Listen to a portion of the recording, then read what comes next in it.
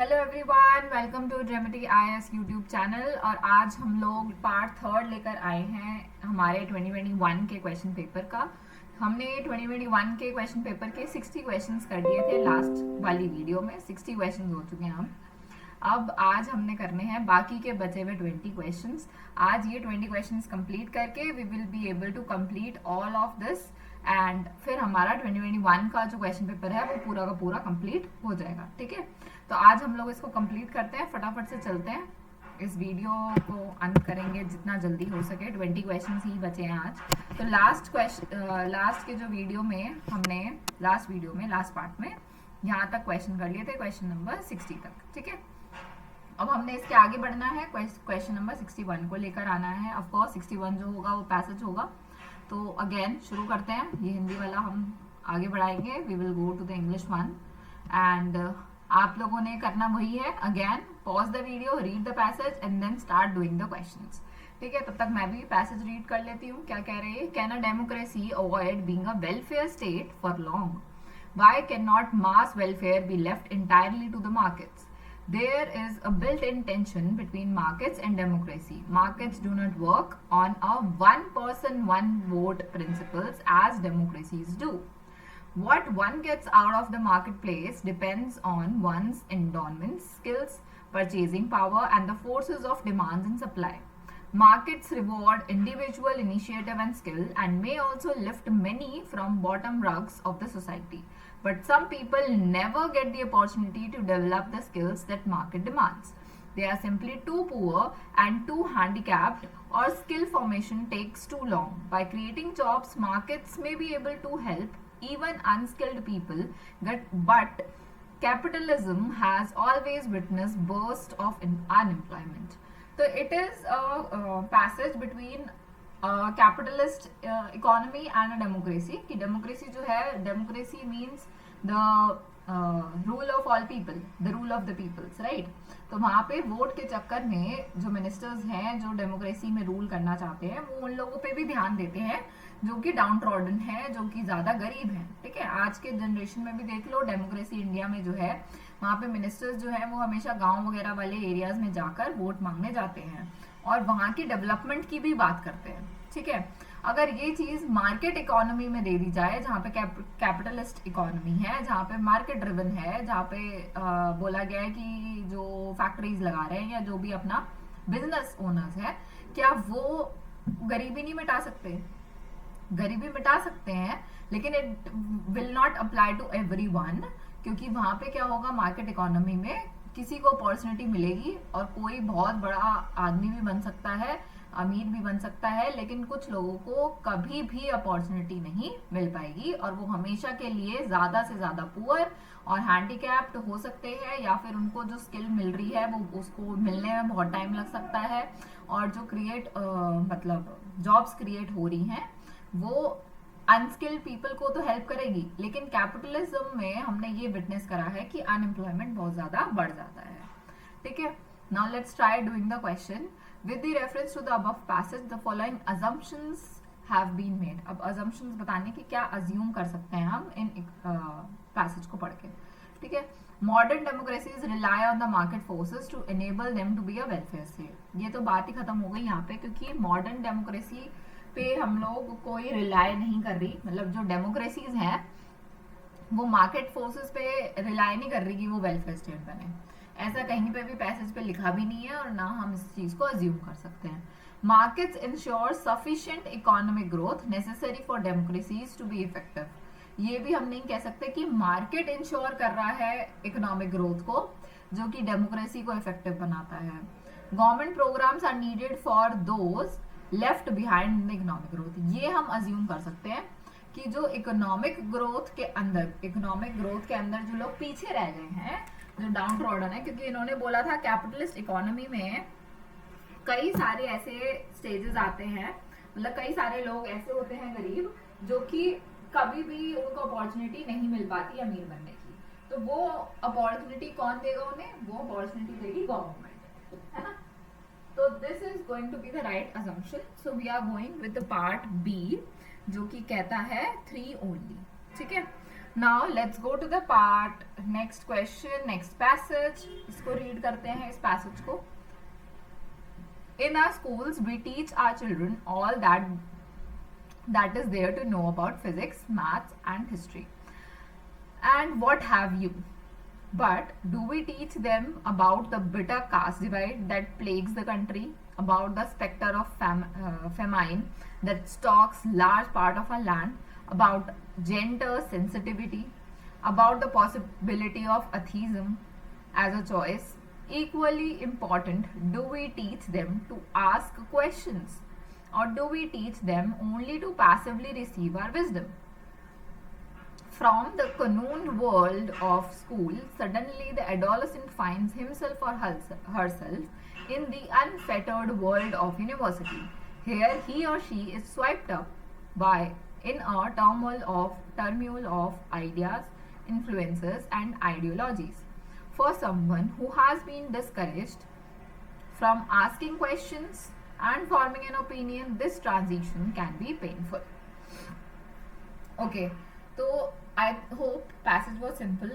समझ आ गया होगा. It doesn't have any such complexities, but still I'll tell you that कि हमारा जो एजुकेशन सिस्टम है, हम उसमें फिजिक्स, मैथ्स और हिस्ट्री तो सब पढ़ा रहे हैं, लेकिन क्या हम उन्हें कास्ट डिवाइड के बारे में बता रहे हैं? क्या हम उन्हें फेमाइन का स्पेक्टर बता रहे हैं कि फेमाइन की वजह से क्या क्या नुकसान होता है? क्या हम उन्हें जेंडर सेंसिटिविटी बता रहे हैं? क्या हम उन्हें बता सकते हैं कि अथीज्म जो है वो भी एक पॉसिबिलिटी है कि आप उसको फॉलो कर सकते हो? क्या हम उन्हें बता सकते हैं कि आप क्वेश्चन पूछो, या फिर हम बस ये चाहते हैं कि जो हम पढ़ाना चाह रहे हैं वो सिर्फ उस विजडम को रिसीव कर लें विदाउट आस्किंग एनी क्वेश्चंस? ठीक है. और उसके बाद क्या होता है, हमारी इस एजुकेशन सिस्टम के बाद सडनली क्या होता है कि जो बच्चों से एडोलेसेंट बन जाते हैं, थोड़े बड़े हो जाते हैं और यूनिवर्सिटी में आते हैं, तो उनको बहुत सारे आइडियाज, इन्फ्लुएंसेस और आइडियोलॉजीज का सामना करना पड़ता है जिनको उनके बारे में पता भी नहीं था. ठीक है.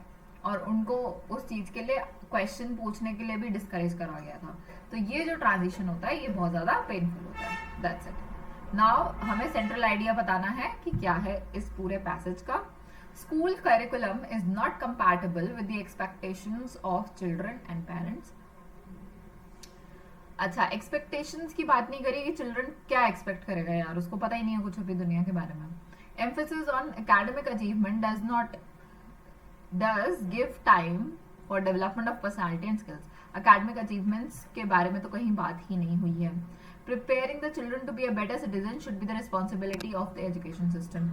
इसको कह सकते हैं कि हाँ, अगर आपको बेटर सिटीजन बनाना है किसी को तो उसकी रिस्पॉन्सिबिलिटी एजुकेशन सिस्टम को होनी चाहिए.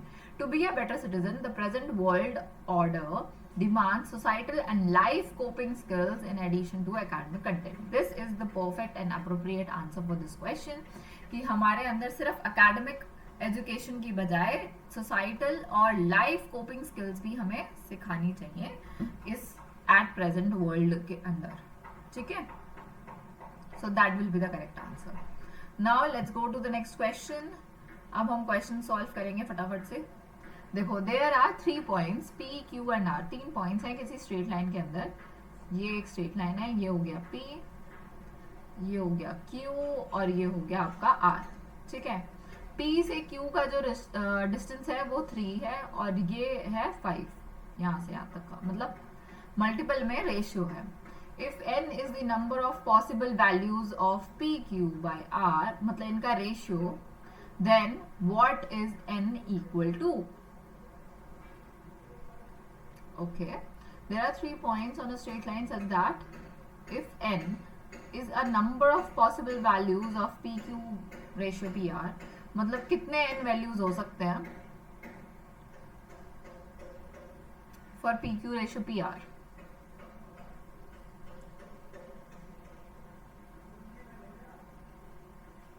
ओके, तो 3:5 हमें लेना है.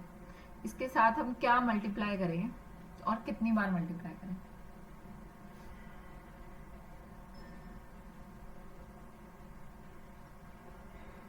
If n is the number of possible values of PQ ratio PR, PQ ratio PR करना है. ओके, सो हमें PQ ratio PR करना है. तो PQ is 3, PR is 8.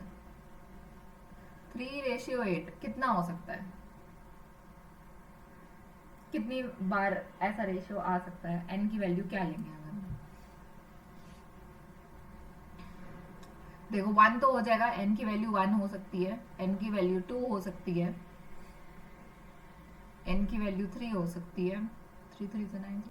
Okay, so now what we are going to do is see here, इसमें possibility ऐसे नहीं निकलेगी, पॉसिबिलिटी निकलेगी हमारी इस तरीके से कि एक तो ये बन सकता है, हमें ये नहीं गिवन कि वो 3 पॉइंट्स किस अरेंजमेंट में दिए हुए हैं, ठीक है।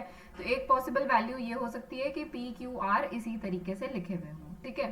दूसरी पॉसिबिलिटी क्या हो सकती है कि ये एक स्ट्रेट लाइन है और इसके अंदर जो यहाँ पर है वो क्यू है, ठीक है, और Q से R का डिस्टेंस 5 है, नहीं, यहां पर मैं ले रही हूं P और यहां पर मैं ले रही हूं R, ठीक है।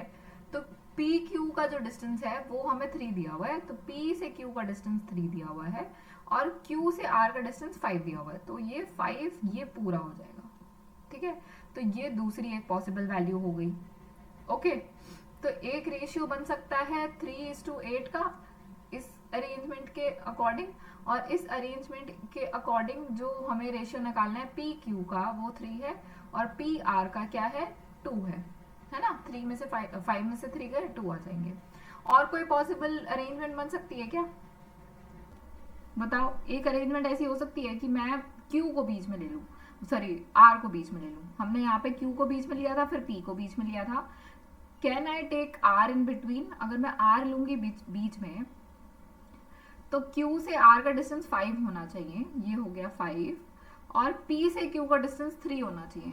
अगर यहाँ पे P है तो इसका डिस्टेंस 3 होना चाहिए, क्या ये पॉसिबल है? नहीं हो सकता, क्योंकि ऑलरेडी 5 है, तो 5 से ज्यादा ही होगा ये पूरा डिस्टेंस, तो क्योंकि स्ट्रेट लाइन है ना, तो ये पॉसिबल नहीं है। तो n की सिर्फ 2 ही वैल्यूज हो सकती हैं। n की क्या वैल्यूज हो सकती हैं? 2, n की 2 वैल्यूज हैं 3:8 एंड 3:2, ठीक है। तो हमारा आंसर क्या हो गया? बी पार्ट हो गया। 2 will be the correct answer for this question. Now we will go to the next question, 64. On a chessboard, in how many different ways can 6 consecutive squares can be chosen on the diagonal along a straight path? On a chessboard, in how many different ways can 6 consecutive squares be chosen on the diagonals along a straight path? Okay, diagonals में हमने choose करना है। अब पहले तो मुझे सब लोग ये कमेंट करके बता दो कि कितने बॉक्सेस होते हैं एक चेस बोर्ड में, नंबर ऑफ स्क्वायर्स, और एक रो में कितने होते हैं ये भी बता देना फटाफट से, मेरे को बताओ, चाहे सर्च करके बताओ चाहे कैसे भी करके बताओ, बट बताओ।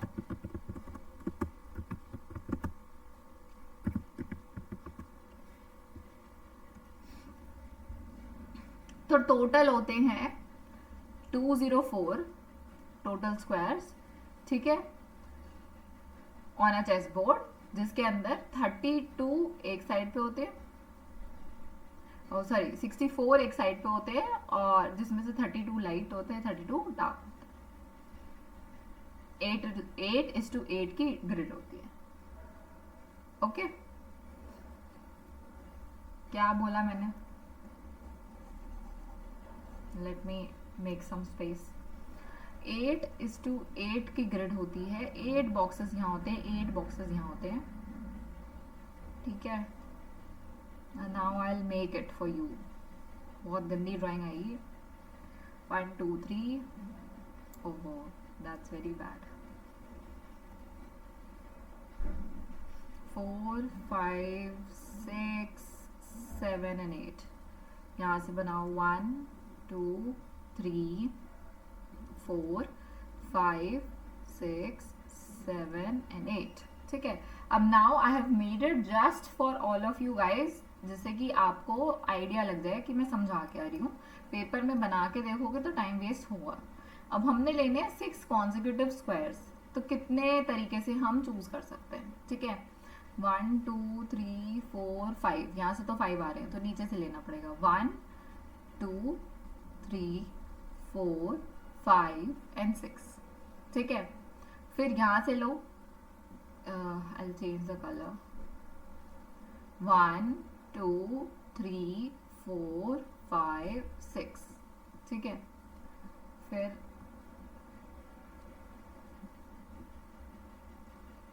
यहाँ से ले लेते हैं 1 2 3 4 5 6, ठीक है। अब इसमें ऊपर नीचे एक एक बॉक्स छूट रहा है, तो यहाँ पर हमारे पास दो पॉसिबिलिटी और हो रही है, +2 हम इसमें करेंगे।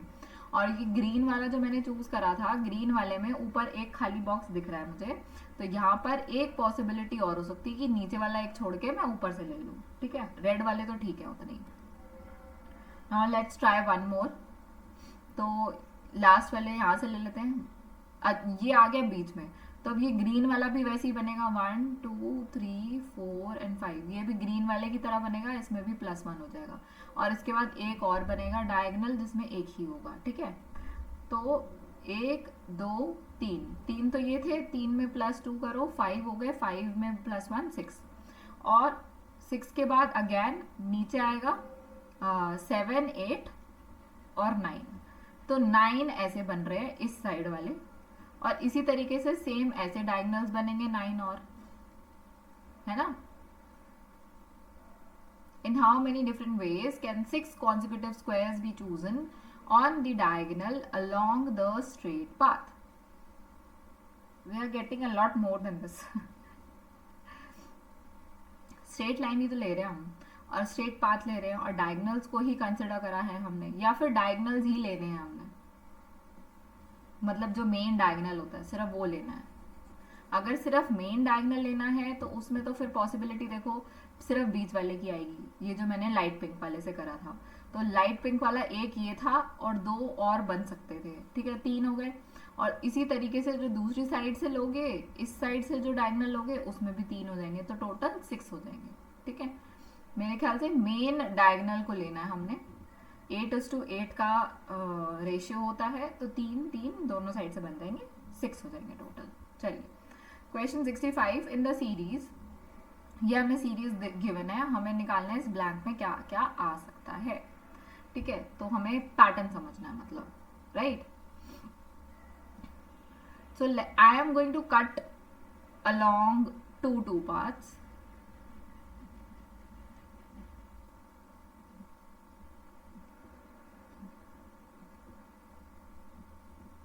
ठीक है। अगर मैंने इसको 2 हिस्सों में, 2 वर्ड्स के हिस्सों में बांट लिया है, तो हमारे पास क्या पॉसिबिलिटी बन रही है, देखो AB और AB दोबारा रिपीट हो रहा है, लेकिन यहाँ पर A बाद में आ रहा है और फिर AB आ रहा है, तो it's not going to be 2 parts, क्योंकि इससे पैटर्न नहीं बन रहा है। तो 2 की बजाय 3 का ले लेते हैं, 3 हिस्सों में डिवाइड करते हैं। Let's try doing that. इसका फॉर्मूला यही होता है कि पहले try dividing it by 2 parts, फिर 3 पार्ट्स में डिवाइड करके देखो कि क्या उससे पैटर्न बन रहा है। अब यहाँ पे बन रहा है AAB, ठीक है, और ABB, ये भी हो सकता है ABB AAB ABB AAB, इस तरीके से पैटर्न हो सकता है ना। तो अगर मैं यहाँ A रखूँ, ABB AAB ABB AAB ABB AAB, complete हो गया। अब नाउ ओनली रेड वाले को कंसिडर करो, क्या बन रहा है AB AB AB A and then again B, तो ये आ रहा है। नाउ देखो कहाँ है ऑप्शन ऐसी, ये D पार्ट हो गया कंप्लीट। इस टाइप के जो पैटर्न फिलिंग होते हैं ना, जिसके अंदर पैटर्न समझना होता है और फिलिंग में ब्लैंक्स भरने होते हैं, उसमें try dividing the pattern into, पहले 2 हिस्सों में डिवाइड करके देखो, फिर नहीं होता तो 3 में करो, 3 में भी नहीं होता तो 4 में करके देखो, तब तक आंसर मिल ही जाता है, इतना ज़्यादा डिफिकल्ट नहीं होता है। Now using these digits, how many distinct numbers greater than 3000 can be formed. अब ये है परमुटेशन कॉम्बिनेशन का आपको दिया हुआ है, ठीक है ना। परमुटेशन कॉम्बिनेशन में देखो लास्ट में 1 2 3 4, हमें सिर्फ 4 ब्लैंक्स चाहिए, क्योंकि आगे तो 3 आएगा ही आएगा, 2 रख नहीं सकते क्योंकि हमें 3000 से बड़ा चाहिए, ठीक है। अब ये 4 ब्लैंक्स में हमें रखने हैं 2 डिजिट्स, है ना, उनको 2 बार रख सकते हो। तो यहाँ पे 2 में से कोई भी एक 2 आ जाएगा, 2 आ जाएगा या 3 आ जाएगा। यहाँ पे हमारे पास 2 पॉसिबिलिटी है, या तो 2 आ सकता है या 3 आ सकता है, ठीक है। फिर दूसरे वाले में भी 2 ऑप्शन है, या तो 2 आ सकता है या 3 आ सकता है, ठीक है। नेक्स्ट यहाँ पर कितनी ऑप्शन है,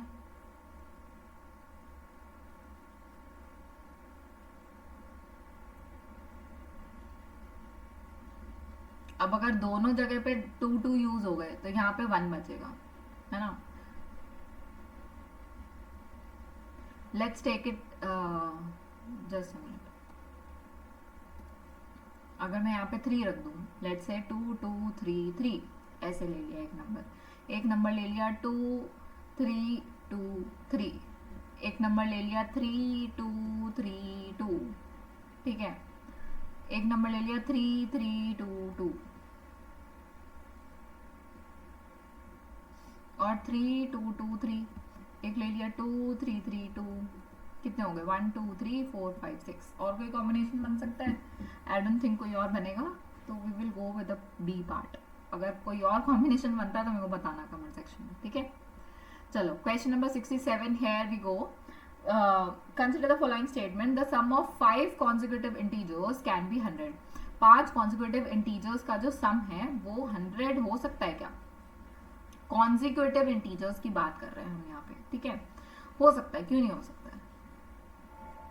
कोई ऐसे नंबर्स बताओ मेरे को जिनका 100 बन जाए, चाहे 100 ना भी बने, बट आई वांट कि उनके पीछे जो यूनिट डिजिट है वो 0 हो जाए।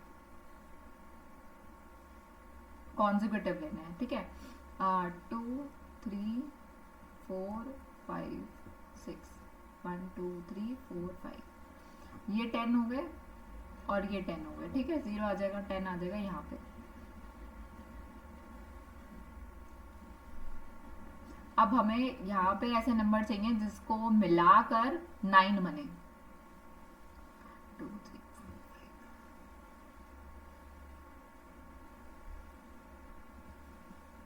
अगर मैं 2 2 भी लूं तो ये तो 8 होता है, 8 और 1 9, 90 बनेगा, 100 नहीं बनेगा, है ना। तो I don't think this is going to be right. 100 तो नहीं आ पाएगा, 90 बन सकता है 5 कॉन्जिक्यूटिव इंटीजर्स का सम, ठीक है।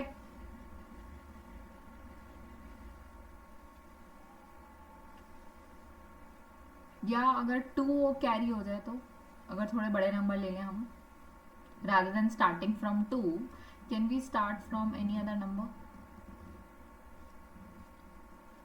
4 5 6 7 8, ऐसे ले सकते हैं क्या?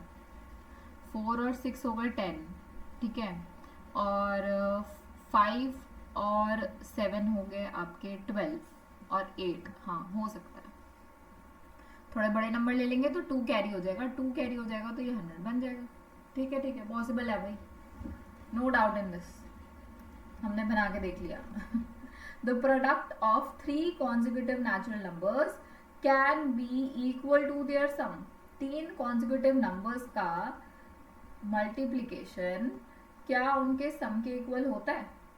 6 आएगा, 1 + 2 + 3 क्या आएगा? 6 आएगा। We know this, both 1 and 2।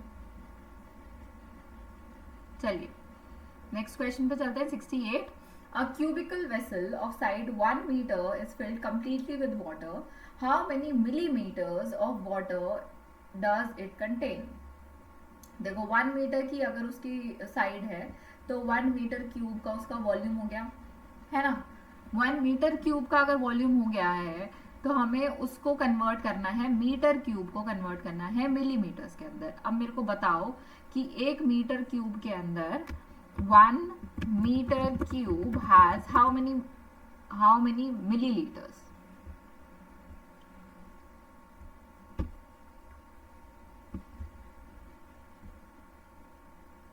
बताइए।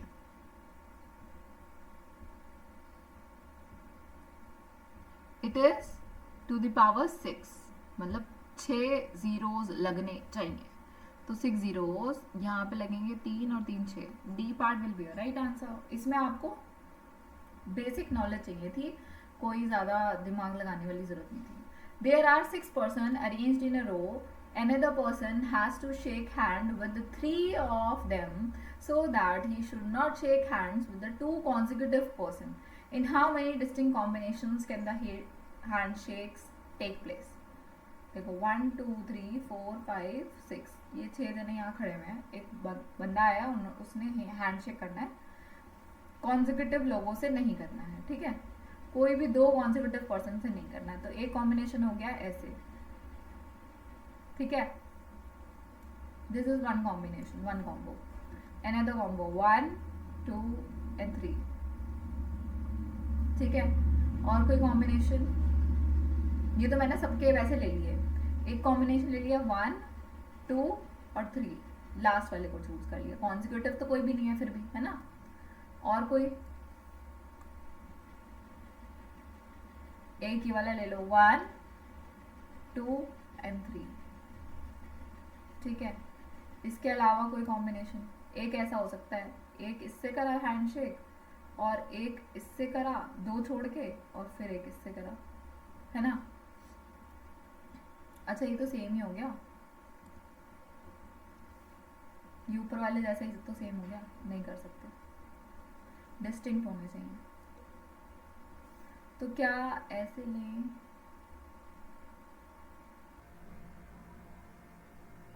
आई थिंक यही पॉसिबिलिटीज हैं, इसके अलावा कोई और पॉसिबिलिटी नहीं है.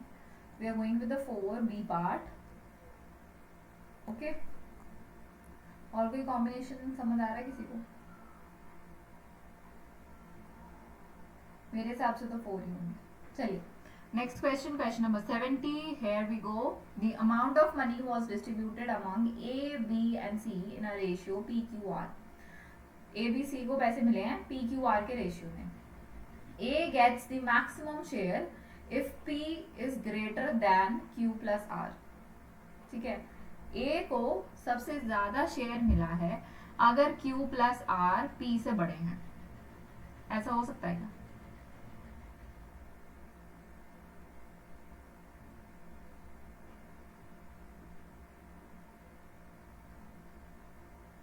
It is not possible. देखो 2 3 और 5 ऐसा ले लो, ऐसा ले लो रेशियो.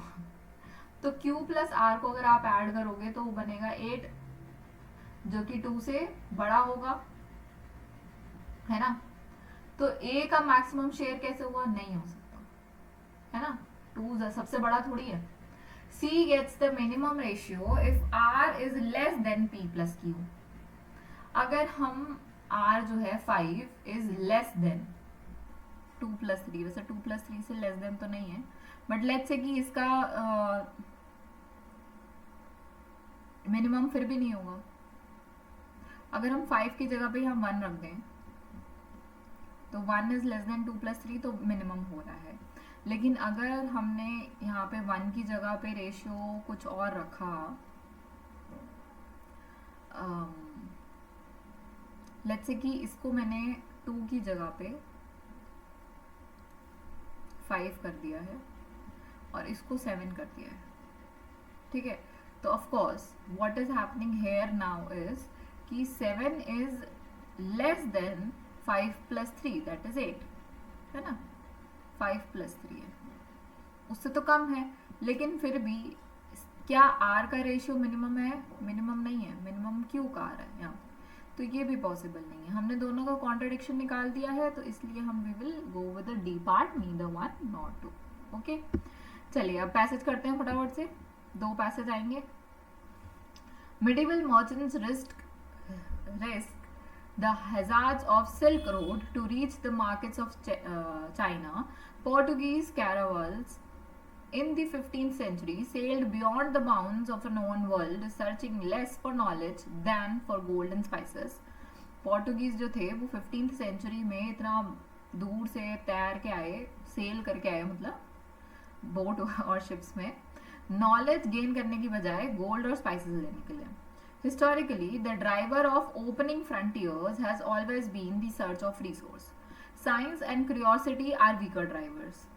हमेशा से हिस्टोरिकली भी देखा जाए तो जो फ्रंटियर्स होते हैं वो हमेशा रिसोर्सेज होते हैं, ना कि साइंस और वीकर क्यूरियोसिटी, ठीक है।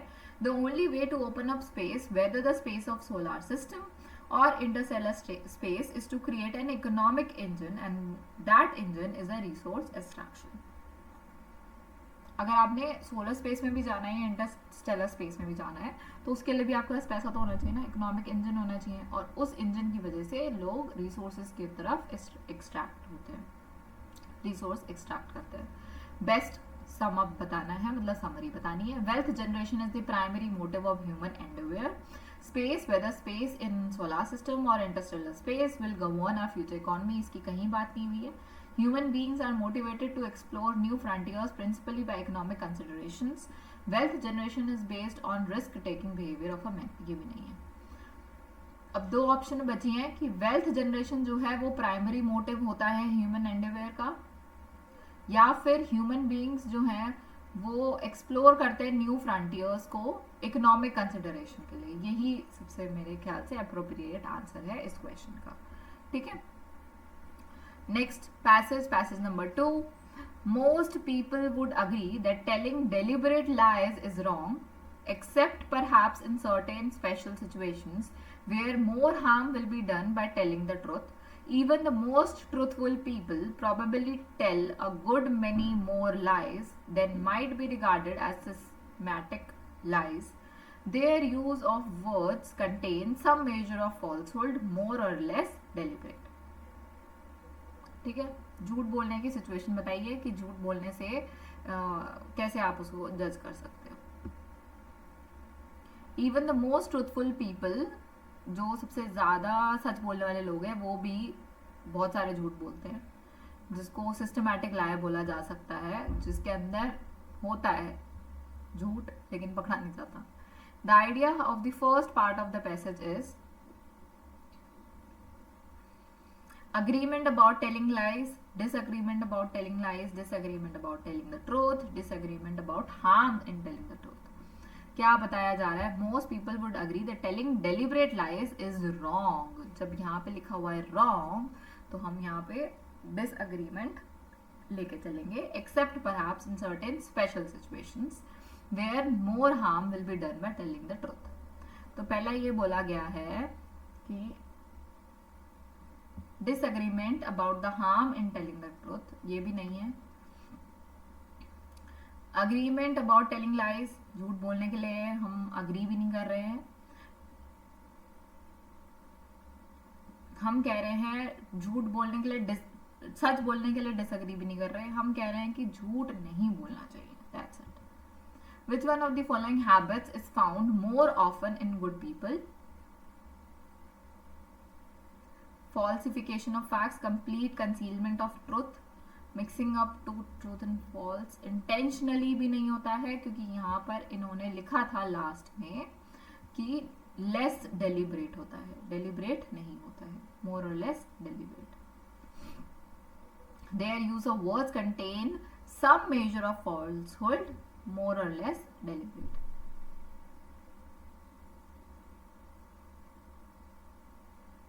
कंप्लीट कंसीलमेंट नहीं है, मिक्सिंग अप भी नहीं है, इंटेंशनली मिक्सिंग अप हो सकता है। हाँ, मोर और लेस डेलिब्रेट का मतलब डेलिब्रेट ही है एक तरीके से, ठीक है। तो इंटेंशनली मिक्सिंग करते हैं वो ट्रूथ और फॉल्स की, ठीक है। चलो लास्ट के अब कुछ 7 क्वेश्चंस बचे हैं, फटाफट से उन्हें खत्म करते हैं। 80 क्वेश्चंस कंप्लीट हो जाएंगे हमारे। The pie diagram shows the percentage distribution of protein, water and other dry elements in the human body. Given that protein correspond about 16% and water correspond 70%. If both protein and other dry elements correspond to P%, then what is the central angle of the sector representing P of the diagram? देखो protein का 16 है, बाकी बचा हुआ कितना हुआ? 70 plus 16 कितना हुआ? 86। इसको 100 में से 100% ही तो होगा, 100% में से माइनस करोगे कितना बचेगा? 14%। ये हो गया आपका अदर एलिमेंट्स। तो इन्होंने बोला है अदर ड्राई एलिमेंट्स और प्रोटीन बोथ मिला के P% बन रहे हैं, तो 16 प्लस 14 कितना हुआ? 30 हुआ। अब ये 30% है, 30% का मतलब हमें अब सेंट्रल एंगल निकालना है। 100% जो है वो हमें 360 डिग्री एंगल दे रहा है ना, हमें निकालना है 30% का। तो 360 को हम डिवाइड करेंगे 100 से और मल्टीप्लाई करेंगे 30 से, तो हमें मिल जाएगा आंसर कि 30% के लिए कितना एंगल बनेगा। ठीक है, ये 0 से 0, ये 0 से 0, ठीक है, 18 108 डिग्री का एंगल बनेगा बीच में प्रोटीन और अदर ड्राई एलिमेंट्स का। ठीक है, चलिए 75 question. Joseph visits the club every 5th day, Harsh visits every 24th day, while Sumit visits every 9th day. If all of them met at the club on a Sunday, then which day will all three of them meet again? So what you are going to do is कि आपने 5, 24 और 9 का मेरे को HCF निकाल के देना है। ठीक है, will that be okay? 3 8 24 होता है ना, इसमें 3 और मल्टीप्लाई कर दो और 5 और मल्टीप्लाई कर दो, ये हो गया आपका 40 into 9, that will give you 360 will be the HCF of this question.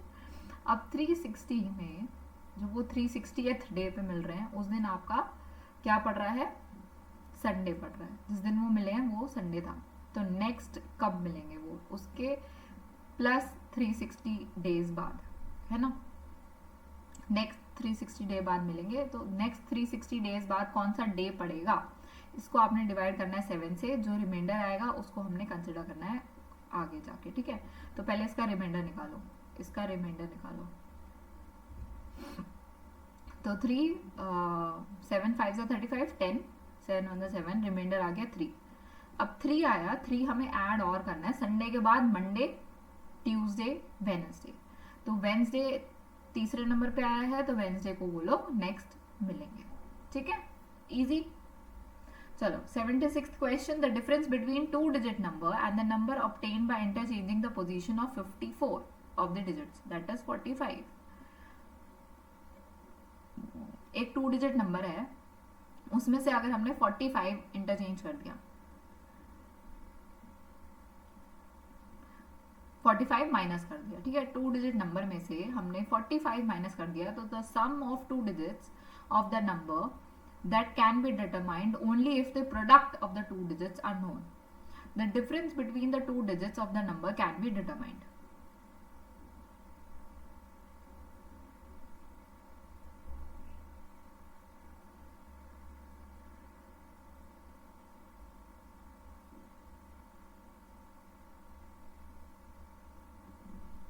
अच्छा, अब हमें बताना है कि क्या इन दोनों में से हमें दोनों चीजें नहीं होंगी।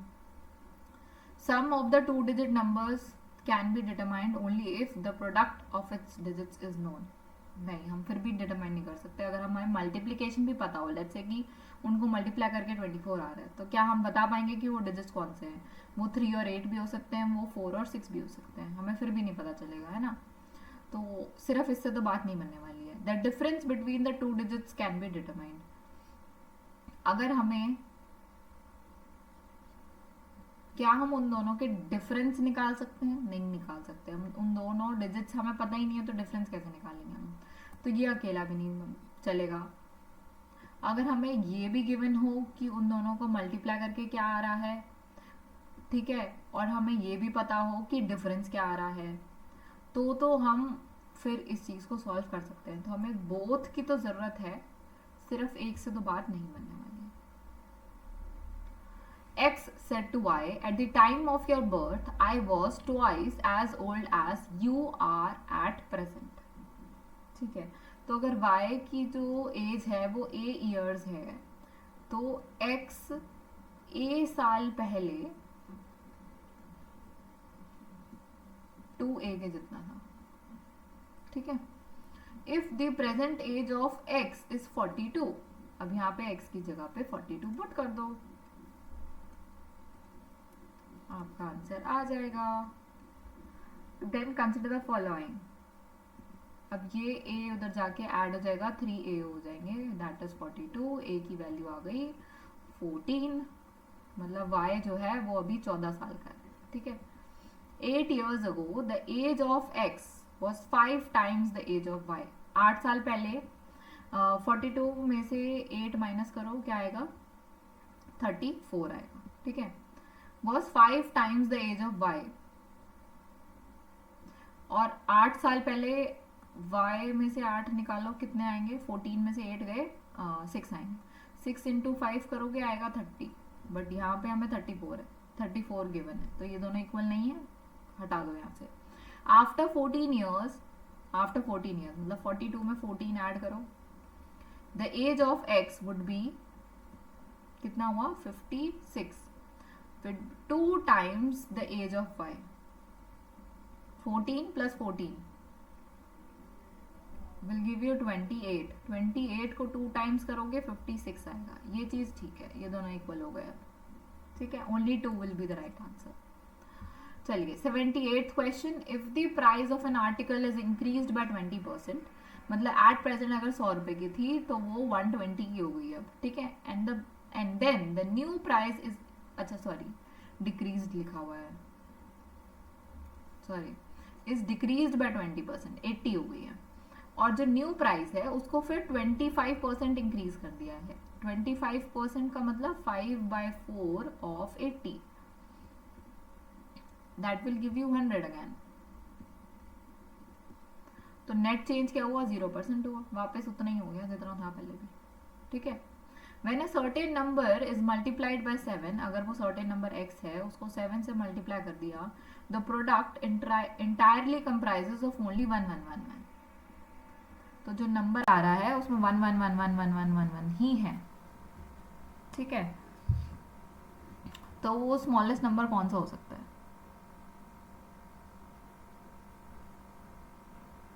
भाई देखो, इसमें तो आपको मल्टीप्लाई करके देखना पड़ेगा. Try multiplying with the first one. 1 5 7 1 3 into 7 करके देखो. 21 2 7 और 1, 7 प्लस 2 इज 9. यहाँ पे 9 आ गया, हटा दो इसे. 1 5 7 2 3 मल्टीप्लाइड बाय 7, सॉरी, 21 अगेन 2, 14 और 2 16, 6 आ गया, इसको भी हटा दो यहाँ से. नेक्स्ट 1 5 7 8 3 इंटू 7 अगेन 21 2 7 8 जा 56 और 2 58, अगेन 8 आ गया, हटा दो यहाँ से. तो लास्ट यही बचेगा, तो we will go with the D part. चलिए last question of today's video, let's complete it. Solve करो और इसको मैं होमवर्क में दे रही हूँ, ठीक है. कुछ तो करो खुद भी. Try doing this, answer in the comments. Okay, I will see you on the next class. अब हम नेक्स्ट जो क्वेश्चन पेपर लेकर आएंगे और 2022 का लेकर आएंगे, फिर हम उसको सॉल्व करेंगे. लेट्स सी कि वो कितने पार्ट्स में हमारा कंप्लीट हो पाता है. अगर इस क्वेश्चन पेपर की PDF चाहिए तो हमारा टेलीग्राम चैनल आप ज्वाइन करो. आई विल मेक श्योर कि वहाँ पर मैं इसका PDF डलवा दूंगी, ठीक है. चलिए, I will see you next in the next class. तब तक के लिए bye bye everyone, take care.